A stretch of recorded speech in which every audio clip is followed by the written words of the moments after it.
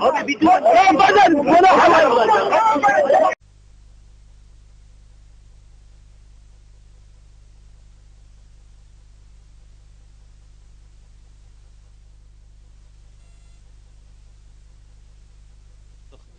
Yani millet istedi geldik. Kurduk pazarı, burası tam şenlendi, güzel oldu. Dediler sizi oraya alacağız. Biz dedik burası küçüktür. Nereye alınacak? Bu şimdiki meydana. Burada her kişiye dedi 2 metre vereceğiz. Bizim tezgahlarımız da büyüktür. Her bir tezgahımız 10 metre, 8 metre. Öyle olmasa bizi kurtarmıyor. Çünkü ya ekmek davasıdır.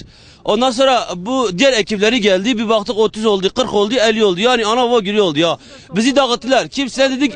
Kimsine dediler siz bu tarafa geçin. Kimisi de orada kaldı. İkiye böldüler bizi. Birdenbire artık nasıl olduysa böyle büyük beyaz joplar vardı. Hatta burada bende telefonda var. Bizim kahraman bizi temsil eden başkan diye seçmiştik işimize. O kavgada yaralandı, düştü. Benim babam onun beline orada ben zop yedim. Benim iki tane arkadaş. 15 yaşında 2 tane çocuk vardı bizde. Bir tanesi bayıldı. Araştırmada raporlarımız var. Oraya götürdük. Yani epey harpalandık. Bizi böldüler ya. Ya 30 tane rahat resmi vardı. Bir 20 tane de rahat şey vardı. Sivil vardı zaptalardan. Ondan sonra bunlar abiler copları çıkardılar. Allah Allah Allah. Ya biz hiçbir şey yapmadık. Bir şey yapayım bari gözümüzü çıkarın. Vurun yani. Götür bizi ne bileyim zindana atın. Hakkınızdır. Bir şey yapmadan siz niye bizi dövüyorsunuz? O bizim zorumuza gidiyor. Burada yerler dardır. Burada yer küçüktür. Buraya gönderiyorlar. Bak demek ki gayet paraymış. 7,5 milyar ödeyemiyoruz bir numara. 7,5 milyar? Burasıyla üstü için. Biz diyoruz tamam biz yapalım üstünü. Burada diyor ki haftada bir gün buraya geliyoruz zaten. Haftada bir gün. İşte bu örnek pazar olacak. Ya bizim gücümüzce örnek alacağız. Siz yardım edin. Bari devletten bir şey getirin üstünü kapatın. Biraz biz verelim, biraz siz verin. Biz onu veremiyoruz. Ben 4 tezgah kurarsam 4 tezgahda 30 milyara ben bir dükkan alırım içinde otururum. O param yok. Yani sorunumuz böyleydi. Hem darp olduk hem de şimdi almıyorlar içeri. Para vermeyen içeri giremez. Belediyeyle görüştü. Bizim başkanımız yani, görüştü belediyeyle.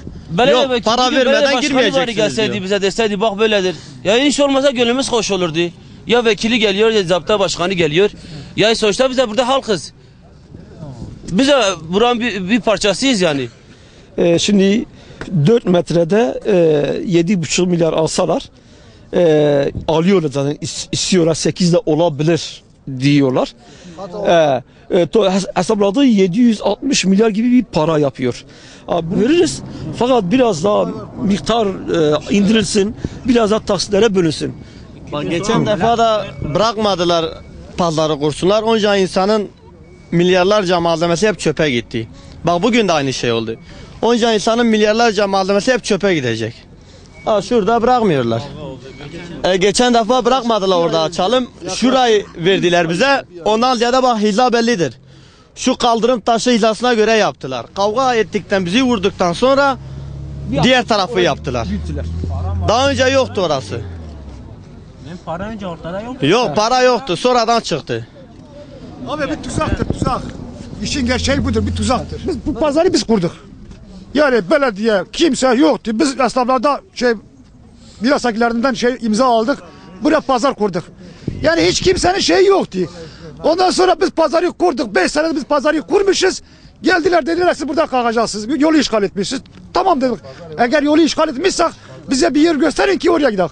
Eğer demiş olsaydı diye buraya paralı olsaydı biz gelmezdik abi. Niye bu kadar şey etmiştik? İkincisi geldiler arkadaşlar bizi dövdüler. Kalmadı iş başlarına getirdiler. Hepsi komanlık ettiler abi. Biz yine dedik bir şey olmaz bir şey olmaz derken bizi bu hallara soktular abi. Eğer suçumuz günahımız varsa biz buyuz yani. Anlaşıldı. Madem öyleyse bizi Rusya'ya göndersinler abi. 4 metre و نیف 7 میلیارد و نیف برات خواهد 4 metre و نیف دزگه kurmuş نابو عربه ناکه کی عربه خود دیگه گره اشی خود مودانی کرده عربه خود در درve 4 metre و نیف دزگه kurmuş نابو دی دزگه تو بگیره 15 milyar hep ki araba yani. 15 milyar hep dükkan tesisandı. Tkari hep dükkan eşya ki kabli ber. Eğer de Diyarbakır'da çıkıyor o heyse tünü yani heyse il defa liver ve ya da hareket yani. Emnam komşu demir bu paşık sepetik tamati falan ben demirani ki diyorgun 15 milyar para kam kim kıymetini ami para bedin. Esat bir salme emtemirani ki yani lütfü pazara tişuhatin alburan ki vaçi bir ya. Emmi kan ne yakmadan man dişani ki kam emmi şu emmi nava Rusman gidiyorum beraber. Gidiyorum.